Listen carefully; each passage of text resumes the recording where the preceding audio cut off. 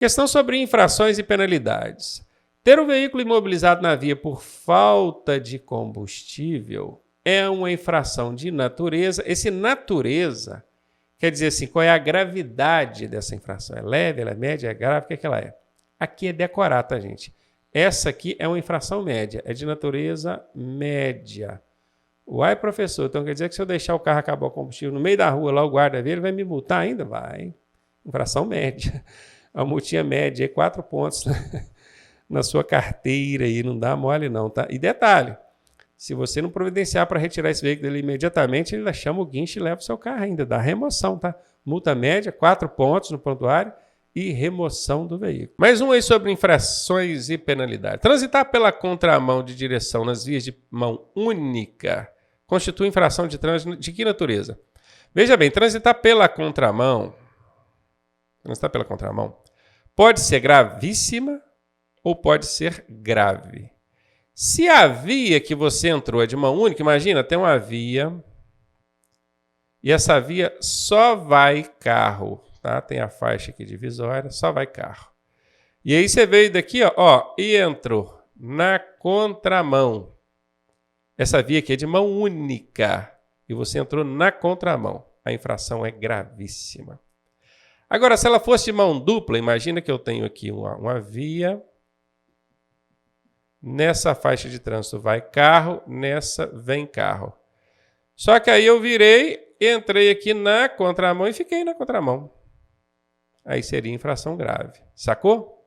Perceba que se eu tivesse entrado nessa via, mas pegado a minha mão aqui, bonitinho, eu não estaria cometendo infração nenhuma. Agora, como eu entrei na contramão e a via de mão dupla, aí seria infração grave. Agora, sendo via de mão única, é gravíssimo, o negócio é mais embaixo, tá? Questão sobre sinalização viária.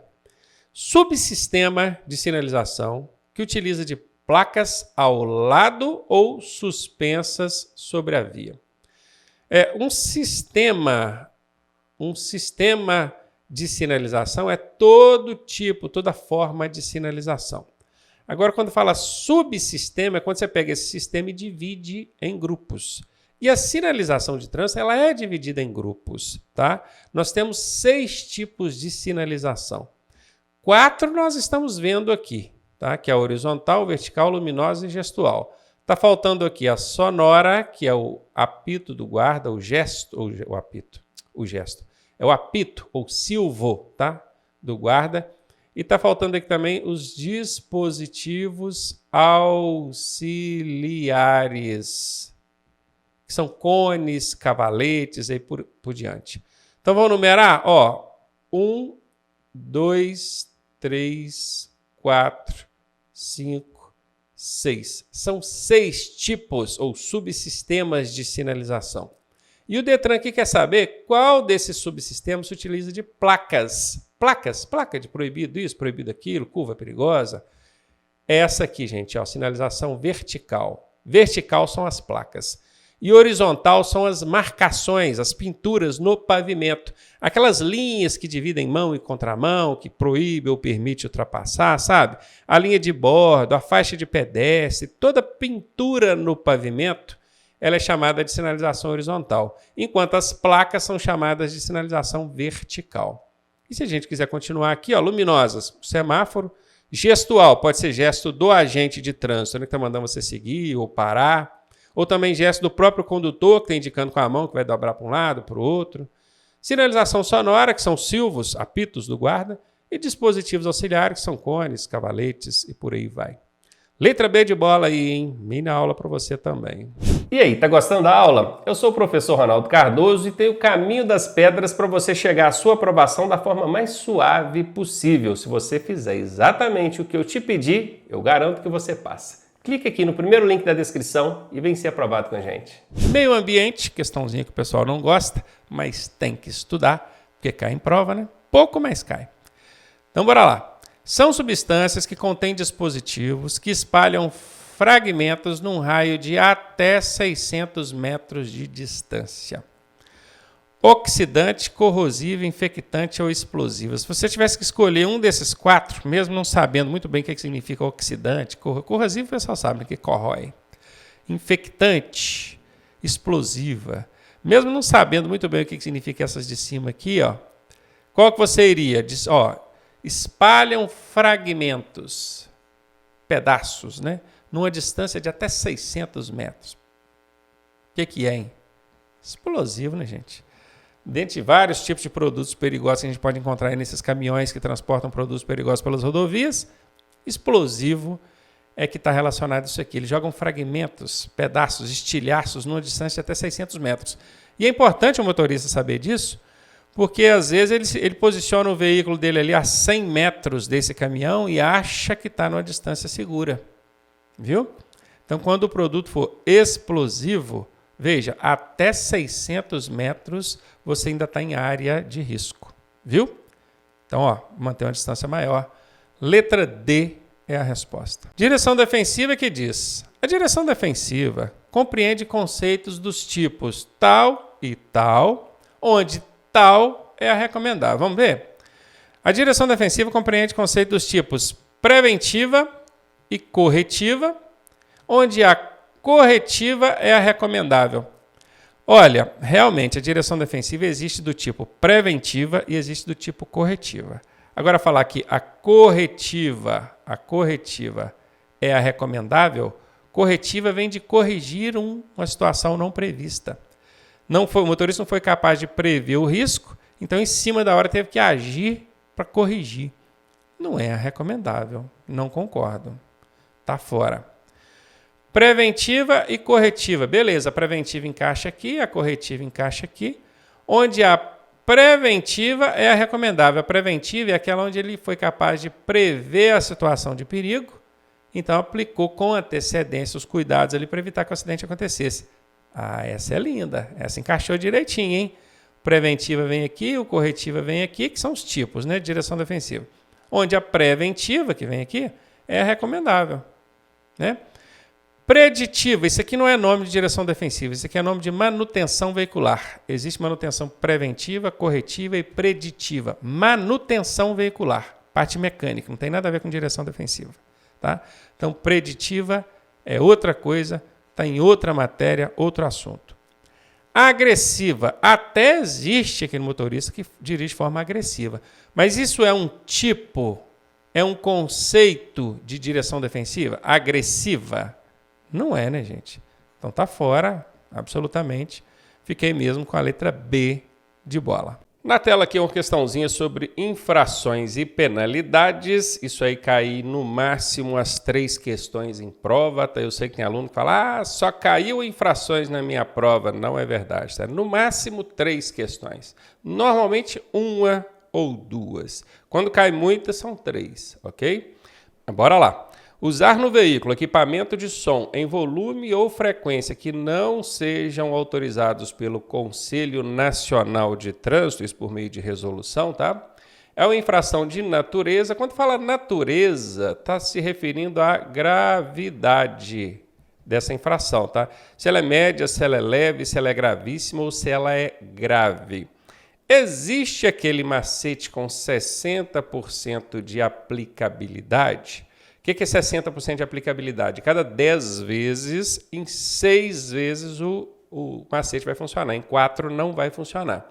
Tá? Eu não gosto de ensinar macete com menos de 80% de aplicabilidade, mas nesse caso aqui eu tive que ensinar porque o pessoal fica desesperado quando cai uma questão se perguntando gravidade, né? Então qual que é o macete?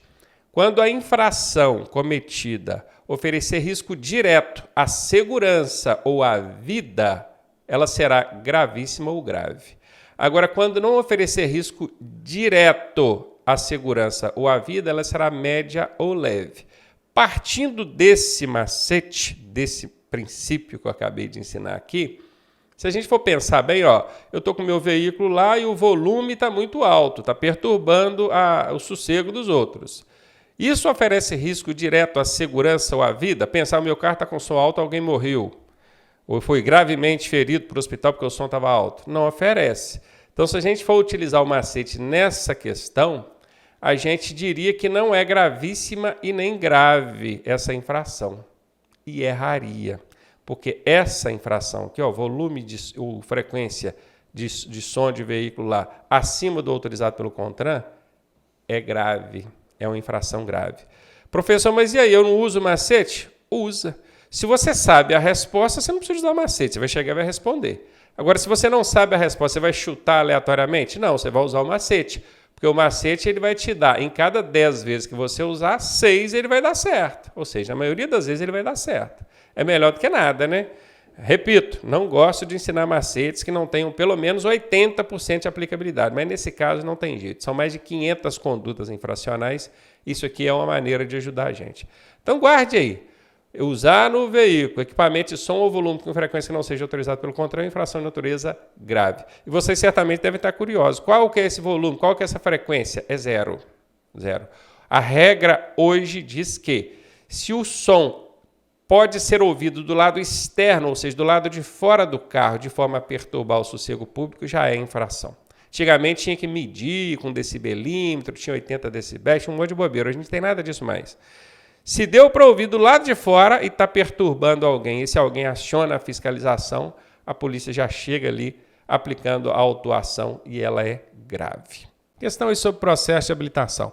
Veículo misto, misto quer dizer, ele é de carga, quando fala que um veículo é misto, você já pode anotar isso aqui, ó, carga mais passageiros. Destinado ao transporte de passageiros e carga, aí eu aqui, ó, não leio, né? Precipitado, tivesse lido, já estava aparecendo aqui, ó. No mesmo compartimento. Imagina uma caminhonete cabine dupla. Ela tem aquela carroceriazinha ali atrás, não tem? Aqui está a roda dela. Depois ela tem a cabine dupla. Ih, desenho mal para danar, puta merda. Aqui é outra roda. Beleza. Aqui tem gente, tem um motorista, um passageiro, mais 3 passageiros aqui atrás. E tem o compartimento de carga aqui, ó. Essa carga, ela está no mesmo compartimento que os passageiros? Não. Então, isso aqui é uma caminhonete.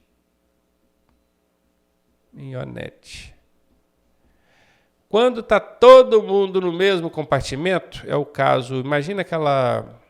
Eu tenho um veículo desse, que é um Jeep Commander. Ele é fechado, a carroceria é fechada, né? Imagina que isso aqui fosse fechado, ó, e tivesse todo mundo dentro do mesmo ambiente. Tanto que eu consigo rebater os bancos ali e estender o porta-malas dele, que é tudo no mesmo ambiente. E isso que ele está dizendo, ó, no mesmo compartimento. É carga e passageiro no mesmo compartimento. Então ele chama-se caminhoneta. O caminhonete é esse aqui. O caminhonete é quando é tudo no mesmo compartimento, tá? Tanto a carga quanto o passageiro. Ciclomotor são aquelas cinquentinhas de 2 ou 3 rodas, né, que precisa de ACC para conduzir. Caminhão trator é o cavalinho da carreta, é o veículo que traciona outro, que puxa outro. Não é um trator, esses tratores de cortar a estrada, não é. Caminhão trator é um veículo que puxa outro veículo. E a carreta é isso, né? São 2 veículos, um puxa e o outro é puxado. É caminhonete, também não é, porque a caminhonete não é no mesmo compartimento. Tem carga e passageiro, é veículo misto, mas não é no mesmo compartimento. Tá bom? Caminhoneta aqui, hein? Foi para conta. Questão sobre mecânica básica de veículos. Vedam hermeticamente as partes do motor. Esse vedam aqui de vedar, fechar. Hermeticamente nem eu sei o que é. Vou até pesquisar depois que eu fiquei curioso agora. Ou seja, fecham as partes do motor. Os rolamentos, rolamento não veda nada, né? Tá fora. Os êmbolos são os pistões que trabalham lá dentro do motor, fazendo movimento para cima e para baixo. Não. As juntas de vedação, aí ficou fácil demais, né? Juntas, que vem entre uma parte e outra do motor. De vedação, quem que veda? A junta de vedação, né? Aí, ó. Aí somebody love. Aí o Detran te ajudou, né? Juntas de vedação é que vedam as partes do motor. Essa é a resposta, né, gente? Fácil demais. Os mancais fixos. Existem mancais fixos e móveis, tá? Mas não tem nada a ver com vedar ou vedação de qualquer coisa.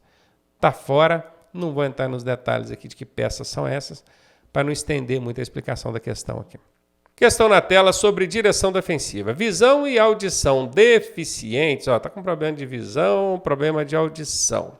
São exemplos de condições adversas, aí aquele lance. Já falei em outras oportunidades, vou repetir. Toda vez que falar de condições adversas, são aquelas 6. 1, 2, 3, 4, 5, 6. Vai falar isso de novo, professor?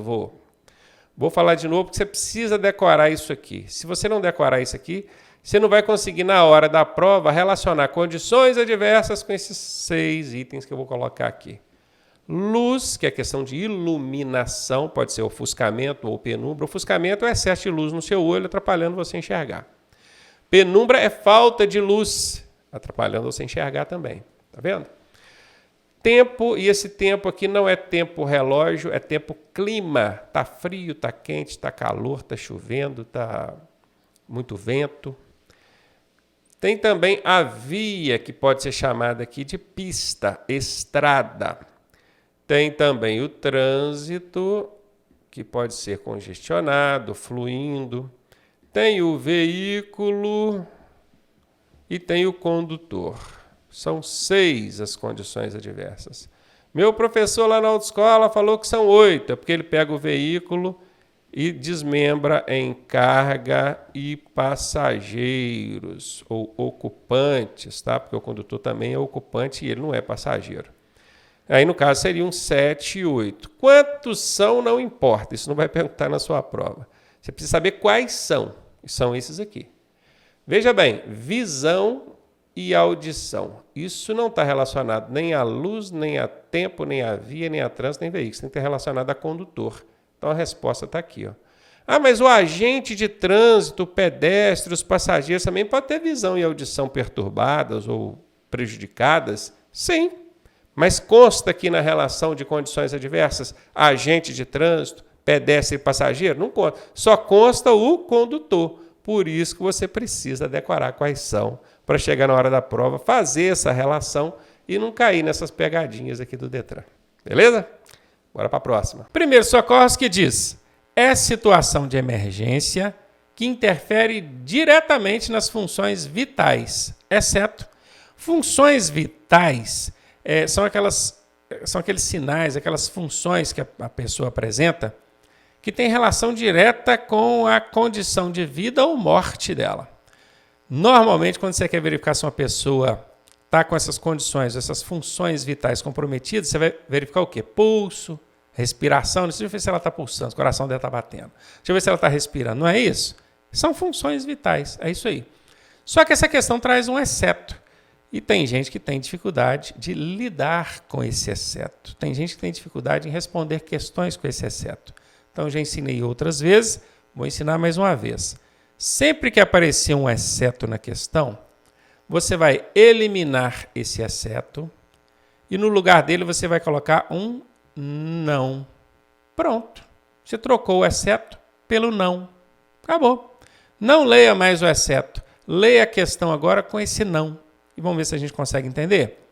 Não é situação de emergência que interfere diretamente nas funções vitais. Hemorragia abundante. Hemorragia é perda de sangue. Abundante quer dizer, está perdendo muito sangue. Isso é uma situação de emergência. Isso interfere nas funções vitais da pessoa? Claro. Se ela perder muito sangue, ela vai morrer logo. Falta de pulsação. Você coloca lá a mão no pescoço, na carótida, no punho dela, ela não está pulsando. Opa, o coração parou de bater. Isso é situação de emergência? É. Interfere diretamente nas funções vitais? Claro. Coração que não bate, a pessoa morre. Fratura no braço ou na perna? Fratura quer dizer quebrou um braço, quebrou uma perna. É situação de emergência? Sim. Interfere diretamente nas funções vitais? Não necessariamente. Se foi só a fratura, o osso quebrou, ainda que seja uma fratura exposta, isso não significa que ela vai morrer, não. Não. Então aqui eu vou colocar falso. Bateu não. Como eu estou procurando aquela que não é, lembram? Eu troquei o exceto pelo não? Pois é. A resposta vai ser essa aqui. Ó. E só para confirmar, ó, ausência de movimentos respiratórios. A pessoa não apresenta sinais de que está respirando. Não tá, o peito não mexe, a barriga dela não movimenta, você não sente ali o ar entrando, saindo das vias aéreas dela, nariz e boca. Essa pessoa, isso é uma situação de emergência? Claro. Compromete diretamente sinais vitais? Sim. Sem respirar vai morrer. Então, A, B e D compromete funções vitais. Agora, quebrou um braço e uma perna não compromete função vital.